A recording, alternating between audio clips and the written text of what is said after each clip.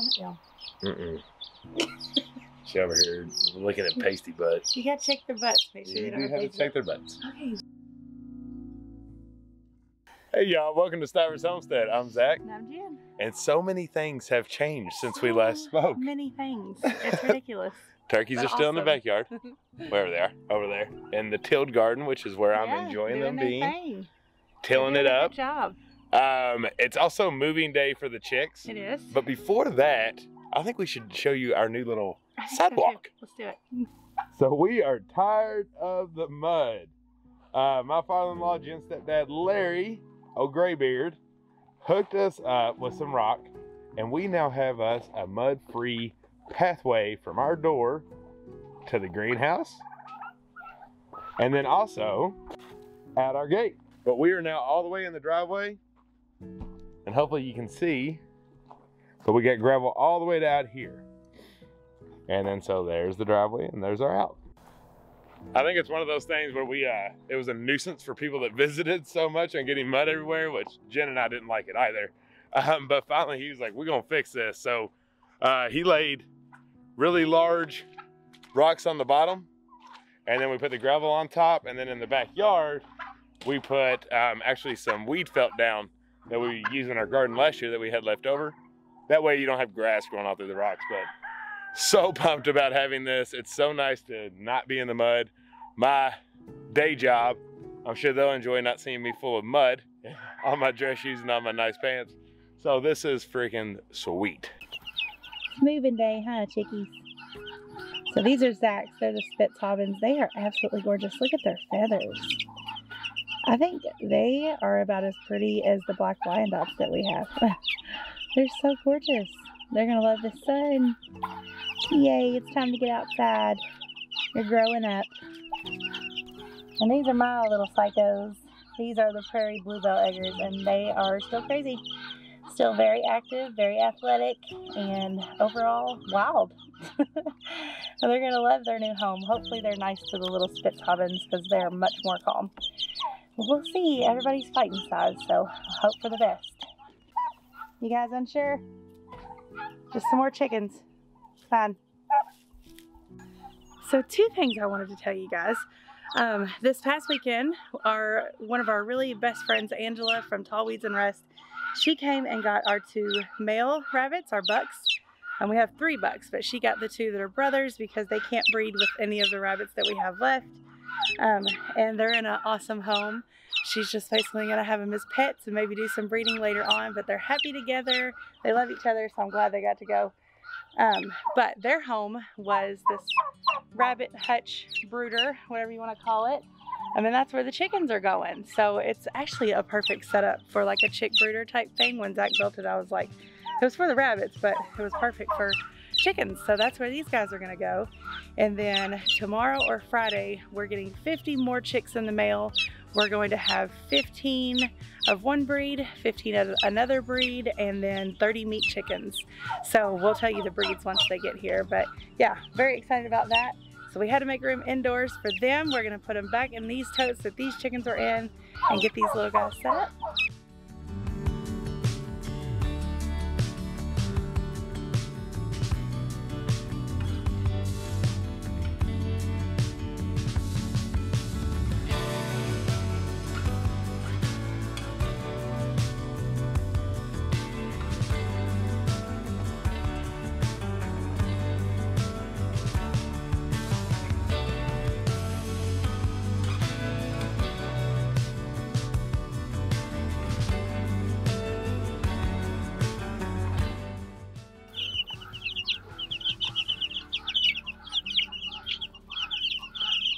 So far, so good.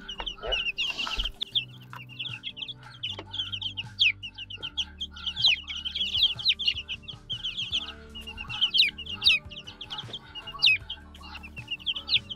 Calling a family meeting. Yeah. Okay, so far so good with everybody together. We're getting along. I'm Yeah. proud of them. Everybody's in a decent fighting size, and they got all kinds of room. Kind of hard to see back there. All kinds of room for them to run around. You'll notice there is a heat lamp in there. The only reason that heat lamp is in there is because we are going to drop to 30 degrees tonight. which isn't crazy bad. They all have their true feathers. They can handle it, and they have not had any kind of heat inside of our house, a heat lamp, just controlled temperature house. So to get them a little bit adjusted for the cold weather, especially that's coming tonight, we're gonna have that run. We turn it off, give it a break, but since we just put them out there, we'll let them enjoy it for a little bit. Probably turn it off here in about an hour, let them get acclimated to cold, and then turn it on at night. Yeah. And if it gets too cold, we have a tarp we can throw over the front. So yep. Yeah, but it's completely covered. I'm not sure if Jen said, but that's where the baby bunnies were. Yeah. So it's weatherproof and ready to rock and roll. Yeah, predator proof too. And it's in our backyard because sometimes y'all say, well, something's gonna get the rabbits and all that. But these structures are in our fenced-in backyard, and nothing can get in. Yeah, so. And it's wired top, side, bottoms, everywhere. There's not a single spot that is a gap. They're jumping. Hers are nuts. They really are. Mine are the cutest little things with their little puff balls on top. And this wire. Oh. Okay. This hardware cloth is very, very tight. Nothing can get through it. Oh, watch yourself. We're gonna close the top because one just tried to jump out.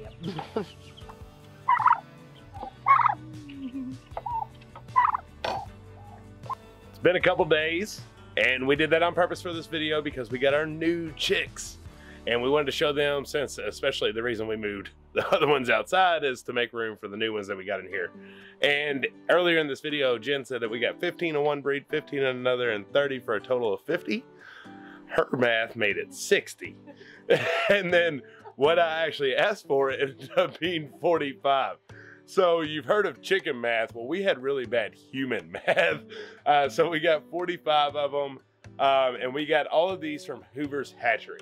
So we got 3 different totes going on over here. This room is just lit up with all kinds of colors of different light. So we'll show you what all that's about. But we've got, we ordered. Well, hang on, let's do what we ordered first, and then we'll go with what we got. Okay. Yeah, what you ordered wasn't what was supposed to be ordered. Well, all I know is you just told them we got 50 chickens, and then you counted off 60. So we got 10. Didn't even get 50. I know, I just don't. We've had some math conversations the past few days. So we got 10, ordered 10 Starlight green eggers, is that what it's called? Yes. Then we ordered 10 dark Brahmas, which they are bigger chickens and they lay a really dark brown egg. The Starlight green eggers are kind of self-explanatory. They're green eggers. All these those are both rare breed eggs, layers. And then we got some meat birds. So then we got, and this is where the math got really bad. So there is currently 10 Red Rangers. Rudd. And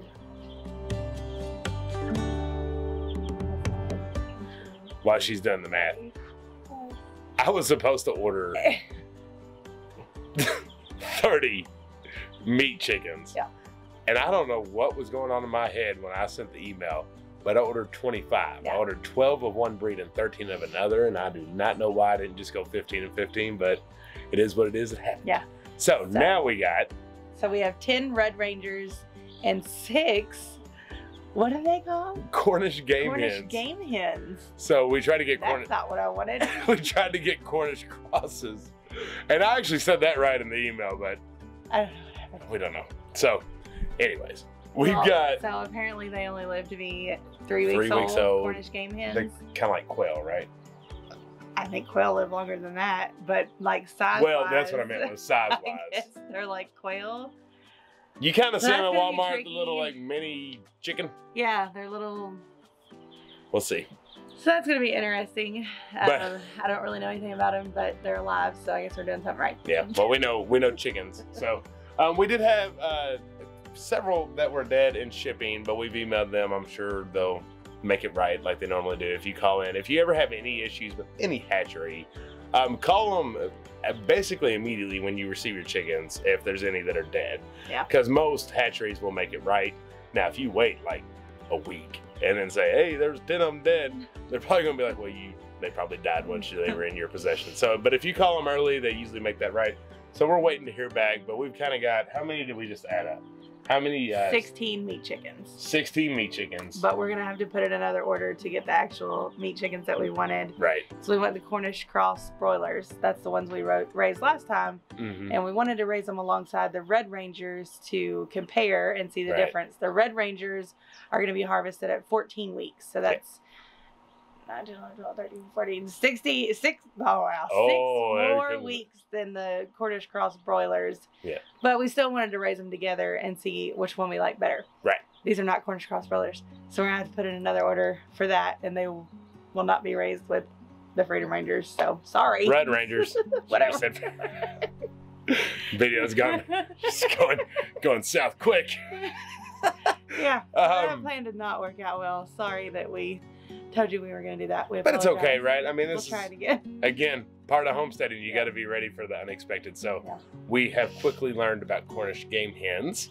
And so they barely get to live, and then they're harvested before you even get to know them. But we'll see. We'll see what happens there. Yeah. Time will tell in a quick amount of time. Yeah. The Red Rangers we are excited about. Let's look at them. You want to grab one out? Really so cute. we can see them? So here's a Red Ranger. You're cute. Hello, buddy. What's up, fella? So, I don't know if it's technically really a different breed than Freedom Rangers, Red Rangers. They're all around the same. All around the same as like a Cornish cross. But there they are. That's what Hoover's Hatchery has. And so they got a little more reddish tint to them, and they're a little bit slower than the Cornish cross like Jana mentioned. So we want to try them out. You want to grab a Cornish game hen? The Red Rangers have normal growth, unlike the Cornish cross broilers. So they don't get the big legs and all that weirdness. They look like actual chicken, but they're bred for meat. Right. So these are the Cornish game hens. They look a lot like the Cornish cross broilers, but they'll just not get near as big. Hey. Yeah. Cuties. So yeah, I don't know how in 3 weeks by any calculation that they're going to be big enough to any slightly harvest. So we'll see what's up with that. Up to date on that one. Yeah, because I mean they're already like 4 days old. Yeah. I mean I don't see how in what's 21 minus 4, 18 days that they're going to get much bigger to where we can actually harvest them. So they will probably go longer than 3 weeks, but we'll see. So that's our meat chickens. Now let's look at our layers. Yeah, so this was my pick of the rare breed that we wanted to get. I can't catch them. They're a little wild. So you just saw the prairie bluebell eggers and the Spitzhaubens. So the first round of rare birds, I picked the calm one, the Spitzhaubens, and she picked the crazy bluebell eggers. Well, this time it was flipped. I picked the crazy ones. She can't get them. They're nutso. But I'm here. You take the camera. My arms are too short. They're crazy. Get one? Yep. Yeah. Okay, so these are the dark Brahmas. They have actually all lived. None of them died in shipping, and none of them have died here. No pasty butt. They're a pretty superior breed, which I read, and we were very excited about them. So they're going to lay dark brown eggs, and they have fur on their feet.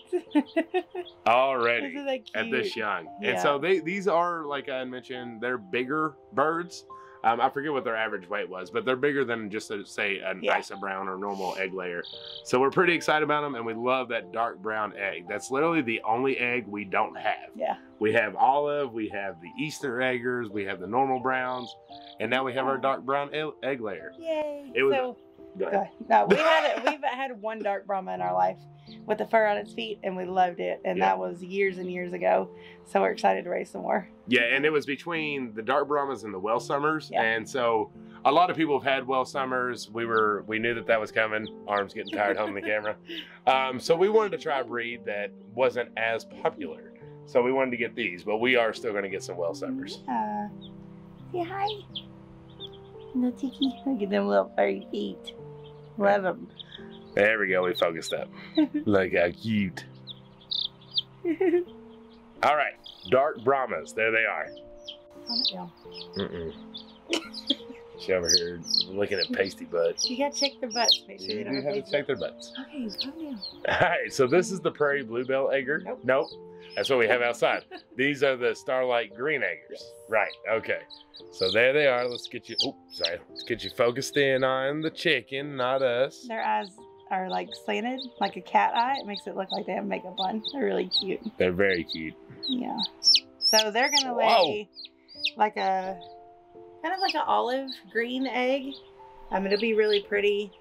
Unfortunately, we ordered 10 and there's only 4 left. Most died in shipping and a few died when they got here. Right.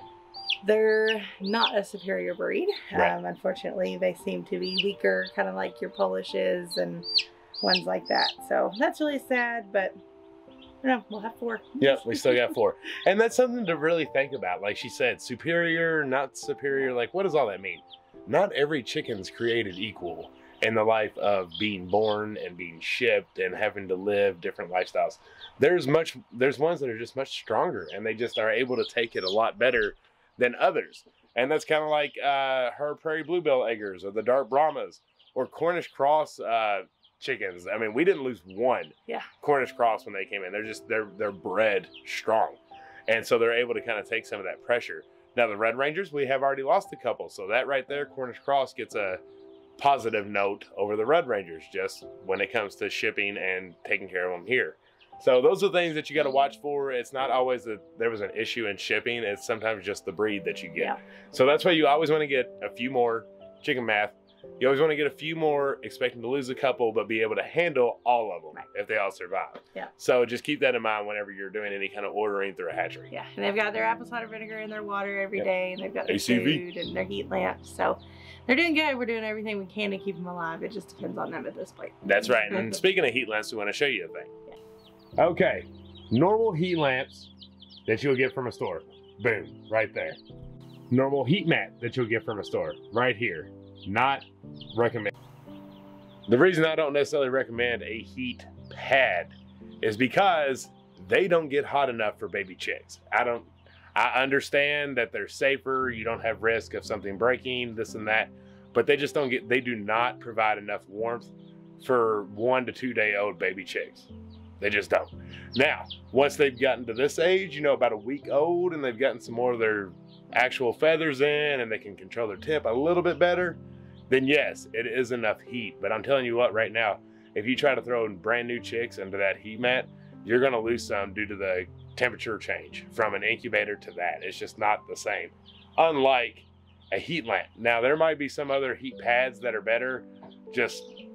I'm just warning y'all now. It's something that I'm strong against. I understand the safety, but they just don't provide enough heat.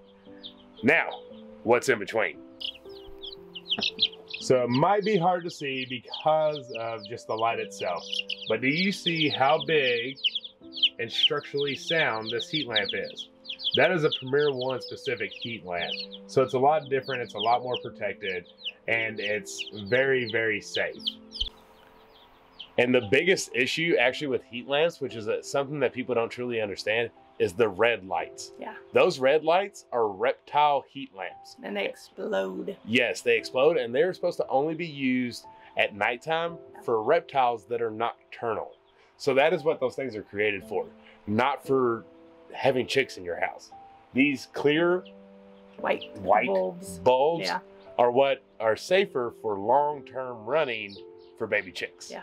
So that's something that gets tossed around a lot, and I know we've seen it in the comments, like, don't use heat lamps, which we've always used heat lamps, but we like to use the white colored ones, and try to stay away from the red ones. Now, sometimes that's what's available to you, and you have to use it, but you cannot run those all the time. No, you gotta unplug them and let them cool off. Yes, because they will overheat, because like I said, those were made for reptiles that are nocturnal to keep them warm at night when you go to bed, and so not to be ran all day like you would for chicks. So just wanted to kind of debunk some, I guess not myths, but just misunderstandings of heat lamps. Yeah. So that's what it is. But yeah, that's a really cool heat lamp the Premier 1 sent us, so we like it.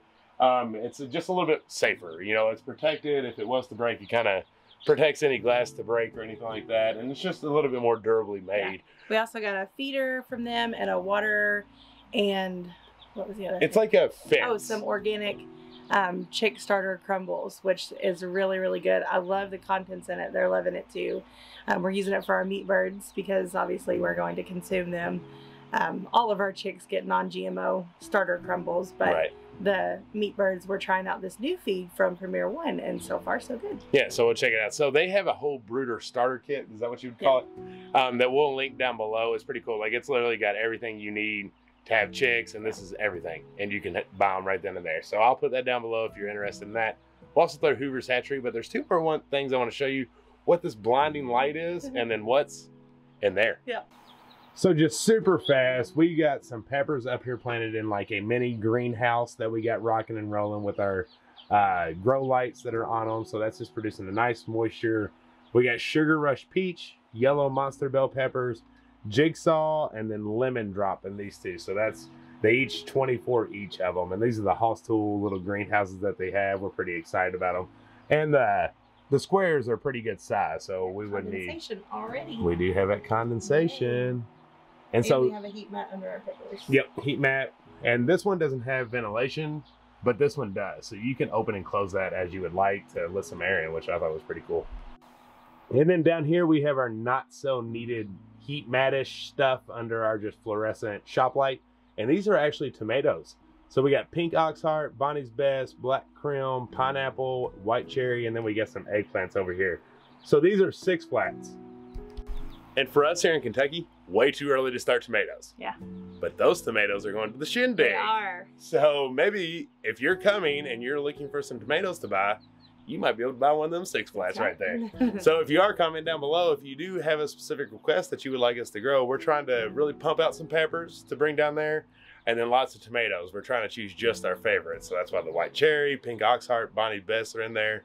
And then like the pineapple, black crim, those two were some requests from some Stivers trappers. And we're going to do way more, so don't worry. Oh, if you haven't seen your favorite yet, you hopefully will, because we just got to organize the shelf and get some more going. That, and like this is hopefully like our last week of like dropping into the teens. Yeah. And next week we're going to be in the 30s, which our little space heater can handle itself in the greenhouse once we get to that. So that's when we'll have plenty more room to start more seeds. So that's what that shining light is. Okay, last but not least is baby rabbits and mama. So they're still doing really good. She's laying here in front of the door. She likes to lay here. You can see she is 100% used to us at this point. She's always been used to Zach.